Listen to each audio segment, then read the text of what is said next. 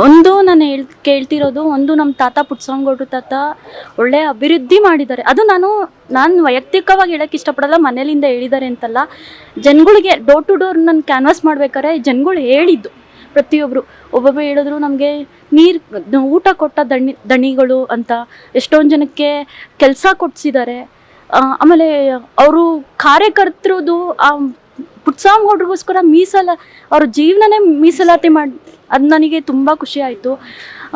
ಅದೊಂದು. ಆಮೇಲೆ ತಾತ 2006 ನಿಧನ ಆದ ಮೇಲೆ ನಮ್ಮ ಅಮ್ಮ ಅನುಪಮ ಅವರು 2 ಬಾರಿ ಪಕ್ಷನ ಉಳಿಸ್ಕೋಬೇಕು ಅಂತ, ಅಲ್ಲಿ ಯಾವುದು ಅಮ್ಮ ಹೇಳಿದ ರೀತಿ ನೋಡಿದ್ರೆ ಅಲ್ಲಿ ಉಳಿವು ಇರಲಿಲ್ಲ ಅನ್ನೋದು ಅವ್ರಿಗೂ ಭಯ ಇತ್ತು ಪಾಪ. ಆದರೂ ಆ ಕಷ್ಟದಲ್ಲೂ ವೈಯಕ್ತಿಕ ಜೀವನದಲ್ಲೂ ಅವ್ರಿಗೆ ಅಷ್ಟು ನೊಂದಿದ್ರು. ಹಂಗಿದ್ರೂ ಪಕ್ಷ ಉಳಿಸ್ಕೊಂಡು ಬಂದರು. ಅವರು 2 ಸತಿ ನಿಂತು ಸೋತಿದ್ರು. ಆದರೂ ಅವರು ಬಿಡಲಿಲ್ಲ, ಮಗ ನಿಲ್ಲಿಸಿದ್ರು. ಅದ್ರೊಳಗೂ ಎಲ್ಲೋ ಒಂದು ಕಡೆ ಅವರು ಸೋಲನ್ನು ಕಂಡಿದ್ರು. ಅದಕ್ಕೋಸ್ಕರ ಕೇಳೋದು, ಅವರು ಅಷ್ಟು ಒಳ್ಳೆತನದಲ್ಲಿ ಜನಗಳಿಗೋಸ್ಕರ ತಂದು ಅಂತ ವೈಯಕ್ತಿಕ ನೋಡ್ದಲೆ ನಮ್ಮ ಅಮ್ಮ ಅವರು ಅನುಪಮ ಅವರು ಅಷ್ಟೆಲ್ಲ ಕಷ್ಟಪಟ್ಟು, ಆಮೇಲೆ ನನ್ನ ಮನೆಯವರು ಜನಗಳು ಸೇವೆ ಮಾಡಬೇಕು, ನಮ್ಮ ತಾತನ ಹೆಸ್ರನ್ನ ಉಳಿಸ್ಕೊಂಡು ಹೋಗ್ಬೇಕು ಅಂತ ಕಷ್ಟಪಡ್ತಿರೋದು. ಆಮೇಲೆ ಜನಗಳಿಗೋಸ್ಕರ ನಾವು ಕಷ್ಟಪಡ್ತಿರೋದು. ಅದಕ್ಕೆ ಜನಗಳಲ್ಲಿ ಕೇಳೋದು, ದಯವಿಟ್ಟು ಕೇಳ್ಕೊತೀನಿ, ನಾವು ಇಷ್ಟೆಲ್ಲ ಕಷ್ಟಪಡ್ತಿರೋದು ಜನಗಳಿಗೋಸ್ಕರ. ನಮ್ಮ ವೈಯಕ್ತಿಕವಾಗಿ ನಾವೇನೂ ಇಚ್ಛೆ ಇಲ್ಲ, ಆಸಕ್ತಿ ಇಲ್ಲ, ಜನಗಳಿಗೋಸ್ಕರ ನಾನು ಕೇಳ್ತಾ ಇರೋದು. ನಮಗೂ ಒಂದು ಅವಕಾಶ ಕೊಡಿ, ನಾವು ಒಂದು ಅಭಿವೃದ್ಧಿ ಮಾಡಿ, ನಾನು ನನ್ನ ಗಂಡನ ಜೊತೆ ಕೈ ಜೋಡಿಸಿ ನಿಮ್ಮೆಲ್ಲ ಈ ಕಷ್ಟಗಳಿಗೂ ನಾನು ಒಂದು ಪರಿಹಾರ ಕೊಡುವಂಥ ಒಂದು ಕೆಲಸವನ್ನು ಮಾಡ್ತೀನಿ.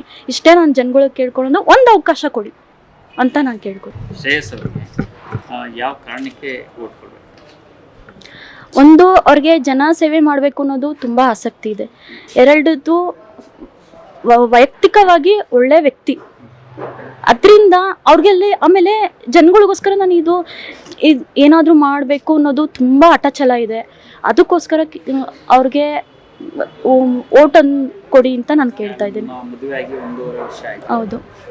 ಹೇಗೆ ಅನ್ಸುತ್ತೆ ಈಗ ಹೊಳೆನರಸೀಪುರದಲ್ಲಿ ಎಲ್ಲ ರೇವಣ್ಣ ಮತ್ತೆ ಇವರ ಪ್ರಾಬಲ್ಯ ಇರೋಂಥ ಜಾಗ ಇದೆ, ಅದ್ರ ಮಧ್ಯೆ ಅವ್ರನ್ನ ಎದುರಿಸಿ ಇವ್ರು ಎಷ್ಟರ ಮಟ್ಟಿಗೆ ಸಕ್ಸಸ್ ಆಗ್ಬೋದು? ಯಾಕೆಂದ್ರೆ ಕಳೆದ ಚುನಾವಣೆಯಲ್ಲಿ ಕೇವಲ 2,000 ಮತಗಳಿಂದ ಸೋತು. ಈ ಬಾರಿ ಹಿಂಗೆ ಅದನ್ನ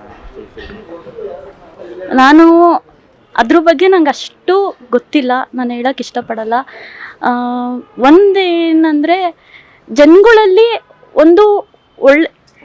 ಇನ್ನೂ ಒಂದು ಮನೇಲಿ ಒಂದು ಒಳ್ಳೆತನದ ಅವಕಾಶ ಇದೆ, ಅವ್ರಿಗೋಸ್ಕರ ಒಂದು ಅವಕಾಶ ಕೊಡೋಣ ಅನ್ನೋದು ನೋಡ್ತಾ ಇದ್ದೀವಿ.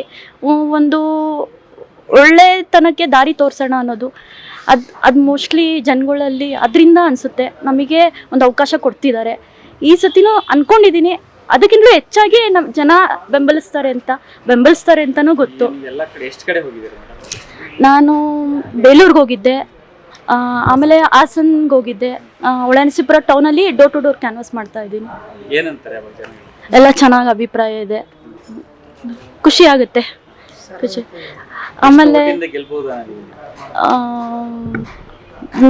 ನನಗೆ ಗೊತ್ತಿರೋ ಹಾಗೆ, ನನ್ನ ಮನಸ್ಸು ಹೇಳೋ ಹಾಗೆ ಶ್ರೇಯಸ್ಸು 1,00,000 ಮಟ್ಟದಿಂದ ಗೆಲ್ತಾರೆ ಅಂತ ನಾನು ಹೇಳ್ತಾ ಇರೋದಲ್ಲ, ದೇವ್ರು ಹೇಳ್ತಾ ಇರೋದು. ಇದಂತೂ ಜನ ದೇವರ ಬಲ, 2ರಿಂದನೂ ನಾನು ಅಂದ್ಕೊತೀನಿ. ಆಮೇಲೆ ಜನ ಮೇಯ್ನು ಅಷ್ಟು ಪ್ರೀತಿಯಿಂದ ಬರ್ಮಾಡ್ಕೊತಾರೆ, ಡೋರ್ ಟು ಡೋರ್ ಕ್ಯಾನ್ವಾಸ್ ಮಾಡಬೇಕಾದ್ರೆ ಕರ್ಕೊತಾರೆ.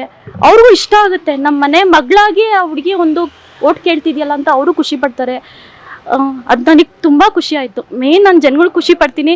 ಡೋರ್ ಟು ಡೋರ್ ಕ್ಯಾನ್ವಾಸ್ ಮಾಡ್ಬೇಕಾದ್ರೆ ಅವರೆಲ್ಲ ನನ್ನ ಒಬ್ಳು ಮನೆ ಮಗಳಾಗಿ ನೋಡ್ತಿದ್ದಾರಲ್ಲ, ನಂಗೆ ತುಂಬ ಹೃದಯದ ಧನ್ಯವಾದಗಳು ಜನಗಳಿಗೋಸ್ಕರ, ಈ ಜಿಲ್ಲೆ ಜನಗಳಿಗೋಸ್ಕರ. ಇನ್ನು ಮರೆಯಲ್ಲ ನಾನು ಯಾವತ್ತಿದ್ರು. ಮೇಡಮ್, ಎದುರಾಳಿಗಳು ಎಲ್ಲ ದೊಡ್ಡವರೇ, ಮಾಜಿ ಪ್ರಧಾನಿಗಳು ನಿಮಗೆ ನಿಮ್ಮ ಯಜಮಾನರು ಇನ್ನ ಚಿಕ್ಕ ವಯಸ್ಸು, ಮತ್ತೆ ಎಲ್ಲಾರನ್ನು ಅಂಥವ್ರೆಲ್ಲ ಎದುರಾಕಬೇಕಾಗುತ್ತೆ. ಏನೋ ಭಯ ಈ ಥರದ್ದು ಏನಾರು ಅನ್ಸುತ್ತಾ? ಅದು ನನಗೆ ಗೊತ್ತಿರೋಗೆ ಅನ್ಸಲ್ಲ. ಯಾಕಂದರೆ ನಮ್ಮ ಪುಟ್ಟಸ್ವಾಮಿಗೌಡ್ರು ತಾತನೂ ನಿಂತು ಒಂದ್ಸತಿ MP ಮಿನಿಸ್ಟ್ರ್ ಆಗಿದ್ದವರು. ಸೊ ಆ ಥರದ್ದು ಯಾವುದೂ ಭಯ ಇಲ್ಲ. ಆಮೇಲೆ ಒಂದು ಹೇಳೋಕ್ಕೆ ಇಷ್ಟಪಡ್ತೀನಿ, ನೀವು ನಿಮ್ಮ ಜನಗಳಿಗೋಸ್ಕರ ನಮ್ಮ ಕಡೆಯಿಂದ ಮಾಡ್ತೀವಿ, ನಾವು ಬೇರೆ ನಾನು ನೋಡ್ಕೊಂಡು ಮಾಡ್ತಿಲ್ಲ, ಅದಕ್ಕೋಸ್ಕರ ನಮಗೆ ಭಯ ಇಲ್ಲ. ನಾವು ನಮ್ಮ ವೈಯಕ್ತಿಕವಾಗಿ ನಾವು ಜನಗಳಿಗೆ ಮಾಡಬೇಕು ಅಂತ ಮಾಡ್ತಾ ಇದ್ದೀವಿ ಹೊರತು ನಾವು ಯಾರೋ ಬೇರೆಯವ್ರನ್ನ ಇದು ಮಾಡೋಕ್ಕಂತ ಇಷ್ಟಪಡ್ತಿಲ್ಲ. ಸೊ ನಮಗೆ ಭಯ ಇಲ್ಲ.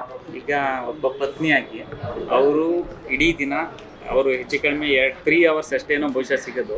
3 hours ಇಲ್ಲ ಎಷ್ಟೊತ್ತಿಗೆ ಹೋಗ್ತಾರೆ, ಹೆಂಗೆ ಇದನ್ನೆಲ್ಲ maintain? ಸರ್.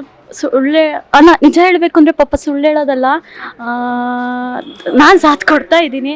ಬಟ್ ಅರೆ ರಾತ್ರಿ 2 ಇಲ್ಲ 3-4 ಗಂಟೆ ಆಗುತ್ತೆ ಮನೆಗೆ ಬರೋದು. 1-2 ಅವರ್ ನಿದ್ದೆ ಮಾಡ್ತಾರೆ ಪಾಪ. ಬೆಳಗ್ಗೆ ತಿರ್ಗಾ 9 ಗಂಟೆವರೆಗೂ ಒಂದು ಫೋನ್ ಕಾಲ್ಸಲ್ಲಿ ಇರ್ತಾರೆ. ತಿರ್ಗಾ 9 ಗಂಟೆಗೆ ಹೋದ್ರು ಅಂದರೆ ತಿರ್ಗಾ 2-3 ಗಂಟೆ.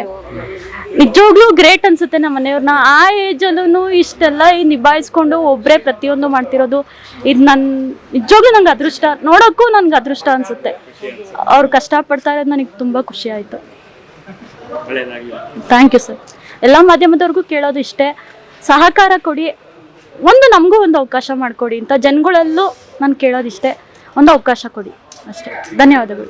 ಸ್ಥಳೀಯ ಹಾಗೂ ನಿಖರ ಸುದ್ದಿಗಾಗಿ ಸಬ್ಸ್ಕ್ರೈಬ್ ಆಗಿ ಬೇಮಾ ವಿಜಯ ಡಿಜಿಟಲ್ ಯೂಟ್ಯೂಬ್ ಚಾನೆಲ್ ಹಾಗೂ ಪಕ್ಕದಲ್ಲಿ ಕಾಣುವ ಬೆಲ್ ಐಕಾನ್ ಕ್ಲಿಕ್ ಮಾಡಿ ಕ್ಷಣ ಕ್ಷಣದ ಅಪ್ಡೇಟ್ಗಳನ್ನು ಪಡೆದುಕೊಳ್ಳಿ.